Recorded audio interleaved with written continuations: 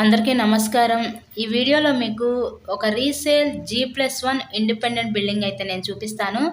So video skip చేయకుండా last వరకు చూడండి. ఇక్కడ మనకి municipal water, under ground drainage system facility కూడా ఉంది.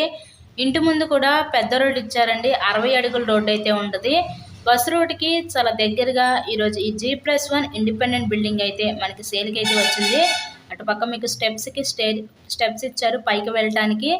సో మనకి గ్రౌండ్ సింగిల్ బెడ్రూమ్, హాలు, కిచెన్గా డిజైన్ చేశారు. ఎస్ పర్ ద ఫస్ట్ ఫ్లోర్లో కూడా సేమ్ ప్యాటర్న్గా డిజైన్ చేయడం జరిగింది.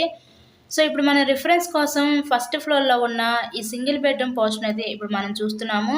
సో ఎంట్రన్స్ లోపలికి రాగానే చూడొచ్చు, ఇదంతా ఒక రూమ్ ఇచ్చారు మీకు.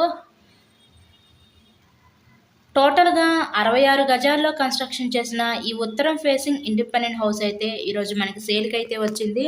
లొకేషన్ విజయవాడ అజిత్ సింగ్ నగర్ ఏరియాలో ఈరోజు ఇండిపెండెంట్ బిల్డింగ్ అయితే మనకి సేల్కి ఉంది.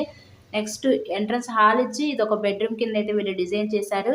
వుడ్ వర్క్ కూడా చేసిందండి. హౌస్ అయితే రెంటల్ పర్పస్కి ఇచ్చుకున్నా చాలా యూస్ఫుల్ అవుతుంది. G+1 independent building Vijayawada Ajit Singh Nagar ఏరియాలో సేల్కి అయితే ఉంది. హౌస్కి ప్లాన్ ఉంది, మీకు బ్యాంక్ లోన్ ఫెసిలిటీ ఉందండి. లోన్ పెట్టి మీరు హౌస్ని అయితే పర్చేస్ చేయవచ్చు.